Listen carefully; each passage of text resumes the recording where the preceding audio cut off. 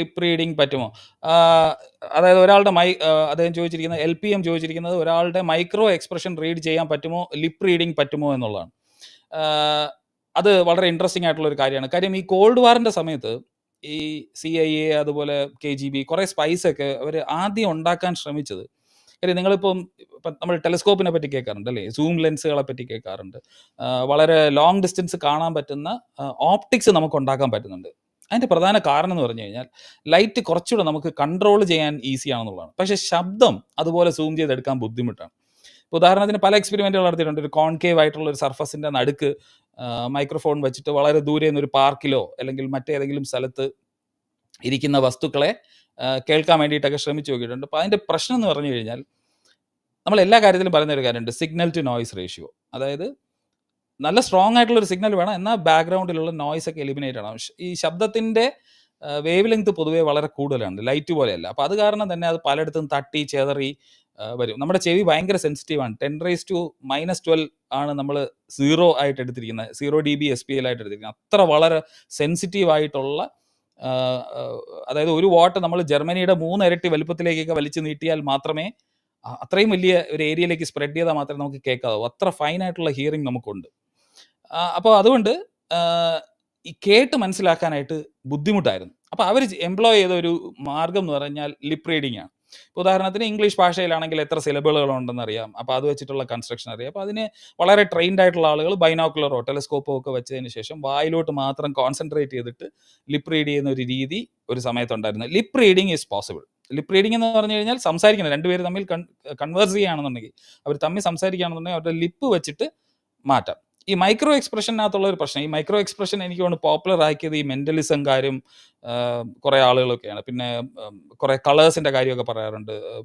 Broad red tie ഉപയോഗിച്ചുകൊണ്ട് വരുമ്പോൾ ഇത് മോട്ടിവേഷൻ സ്പീക്കേഴ്സൊക്കെ പോപ്പുലറൈസ് ചെയ്ത കുറച്ച് സാധനമാണ്. പിന്നെ ഇടത്തോട്ട് കണ്ണുപോയി കഴിഞ്ഞാൽ എന്താ പറയുന്നത്, കള്ളത്തരമാണ് പറയുന്നത്, അല്ലെങ്കിൽ ക്രിയേറ്റീവ് ആയിട്ടാണ് പോകുന്നത്. താഴോട്ടാണെങ്കിൽ കിനസ്തെറ്റിക് ആണെന്നൊക്കെ പറഞ്ഞിട്ട് കുറേ സാധനങ്ങളും കുറേ സ്റ്റഡീസും ഒക്കെ വന്നിട്ടുണ്ട്. പക്ഷേ ഇതിനകത്തുള്ള പ്രശ്നം, ഈ മൈക്രോ എക്സ്പ്രഷനൊക്കെ റീഡ് ചെയ്യണമെന്നുണ്ടെങ്കിൽ ഓരോരുത്തരുടെയും ബേസ് ലൈൻ വ്യത്യാസമായിരിക്കും. നമ്മൾ ബേസ് ആയിട്ട് എടുക്കണം ഒരാളുടെ എക്സ്പ്രഷൻ, അതുപോലെയുള്ള കാര്യങ്ങളൊക്കെ ഇപ്പം നോർമലായിട്ടിരിക്കുമ്പോൾ, സങ്കടപ്പെടുമ്പോൾ, ചിരിക്കുമ്പോൾ, ഇങ്ങനെയുള്ള ബേസ് ലൈൻ നമുക്ക് അറിയാമെങ്കിൽ മാത്രമേ അത് വെച്ചിട്ട് നമുക്ക് ബാക്കിയുള്ള ചേഞ്ചസ് എന്താണെന്നുള്ളത് മെഷർ ചെയ്യാൻ പറ്റും. അപ്പോൾ അതിനൊക്കെ ആക്യുറസി വളരെ കുറവാണ്, അതിനൊന്നും വളരെ സ്ട്രോങ് ആയിട്ടുള്ള എവിഡൻസ് ഇല്ല. പക്ഷേ ലിപ്പ് റീഡ് ചെയ്യാൻ പറ്റും എന്നുള്ളതിന്, ലിപ്പ് റീഡിംഗ് എന്ന് പറഞ്ഞു കഴിഞ്ഞാൽ ഞാൻ പറഞ്ഞു വളരെ ദൂരെയുള്ള ഇരുന്ന് രണ്ടുപേര് സംസാരിക്കുകയാണെന്നുണ്ടെങ്കിൽ അതിനെ വെച്ചിട്ട് അവരെന്താ സംസാരിക്കുന്നതെന്ന് കണ്ടുപിടിക്കാനുള്ള മാർഗ്ഗമുണ്ട്. കൃഷ്ണ വയ്ക്കുന്ന ന്യൂമറോളജി ഇതുപോലെയുള്ള അന്ധവിശ്വാസമാണോ? എക്സാമ്പിൾ 6 സൈറ്റാൻ റിലേറ്റഡ് ആണോ? ന്യൂമറോളജി എന്ന് പറഞ്ഞാൽ നമ്മൾ ഉണ്ടാക്കിയ ഒരു കാര്യമില്ലേ, ഈ 1, 2, 3 എന്ന് പറയുന്ന നമ്പറുകൾ എഴുതുന്ന രീതി, ഇതെല്ലാം നമ്മൾ ഉണ്ടാക്കിയതാണ്. പേരുകൾ നമ്മൾ ഉണ്ടാക്കിയതല്ലേ, ഭാഷ നമ്മൾ ഉണ്ടാക്കിയതല്ലേ. അപ്പോൾ നിങ്ങൾ എന്താണ് ഉദ്ദേശിക്കുന്നത്? എനിക്ക് മനസ്സിലാവുന്നില്ല ഇപ്പോഴും. ഈ ന്യൂമറോളജി എങ്ങനെയാണ് ശാസ്ത്രീയമാകാൻ കഴിയുന്നത്? ഈ അപ്പോൾ പലരും പറയാറുണ്ട് ഇത് ഓരോ ഫോണീംസിനും ഓരോ എഫക്റ്റ് ഉണ്ട്, ഓരോ സൈക്കോ ലിംഗ്വിസ്റ്റിക് എഫക്റ്റ് ഉണ്ട്. ചുമ്മാണ്. ഇതിനകത്ത് ഇപ്പോൾ പ്രദീപ് എന്നാണ് നിങ്ങളുടെ പേരെങ്കിൽ പ്രദീപ് എന്നിട്ടെന്ന് പറഞ്ഞിട്ട് എന്ത് സൈക്കോ ലിംഗ്വിസ്റ്റിക് എഫക്റ്റ് ആണ് അതിനകത്ത്, എന്ത് വ്യത്യാസമാണ് വരാൻ പോകുന്നത്? അതൊക്കെ ചുമ്മാ ഈ സയൻസിൻ്റെ ടെർമിനോളജി ഉപയോഗിച്ച് ആളുകളെ പറ്റിക്കുക എന്നുള്ളതേ ഉള്ളൂ. നിങ്ങൾക്ക് ഇഷ്ടമുള്ള പേര് നിങ്ങൾക്ക് ഇടാവുന്നേ ഉള്ളൂ. ബാക്കിയുള്ളവന് വിളിക്കാൻ സൗകര്യമാണെങ്കിൽ അല്ലെങ്കിൽ എളുപ്പമുള്ളതാണെങ്കിൽ അത്രയും നല്ലത്, വിളിക്കാൻ കൺവീനിയൻ്റ് ആയിരിക്കും. കാര്യം നിങ്ങളുടെ പേര് നിങ്ങൾ ഉപയോഗിക്കുന്നതിനേക്കാൾ കൂടുതൽ ബാക്കിയുള്ളവരായിരിക്കും വിചാരിക്കും. ഇപ്പോൾ എൻ്റെ പേര് ഞാൻ സ്വയം ചന്ദ്രശേഖർ എന്ന് പറയുന്നത് വളരെ വളരെ കുറവായിരിക്കും. എന്നെ ബാക്കിയുള്ളവർ വിളിക്കുകയായിരിക്കും ചെയ്യുന്നത്, അല്ലെങ്കിൽ എൻ്റെ പേര് വലുതായതുകൊണ്ടായിരിക്കാം എന്നെ CR എന്ന് പലരും വിളിക്കുന്നത്. അപ്പോൾ അവർ ഇനിഷ്യൽസ് മാത്രമേ യൂസ് ചെയ്യുന്നു. അപ്പോൾ നിങ്ങൾ ഇനി ഏത് പേരിട്ടാലും ന്യൂമറോളജി സൈക്കോ ലിംഗ്വിസ്റ്റ് ഒക്കെ ആണെന്നാണല്ലോ പറയുന്നത്. നിങ്ങളുടെ പേരെന്തായാലും നിങ്ങൾ പറഞ്ഞുകൊണ്ട് ഉരുവിട്ടുകൊണ്ടിരിക്കാറില്ല, രാവിലെ മുതൽ വൈകുന്നേരം വരെ പറയാറില്ല.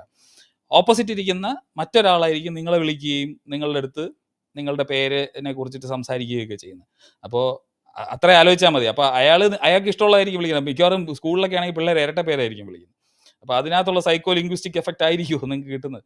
അപ്പോൾ ഇതിനകത്ത് ശാസ്ത്രീയമായിട്ട് അല്ലെങ്കിൽ 6 അല്ലെങ്കിൽ 13 ഇങ്ങനെയുള്ള കുറേ നമ്പറുകളെ പേടിക്കുക. എന്താണ് നമ്മൾ എഴുതി വെച്ചിരിക്കുന്ന, നമ്മൾ വരച്ചു വെച്ചിരിക്കുന്ന 2-3 സിമ്പിൾസ് ആണത്, അല്ലേ?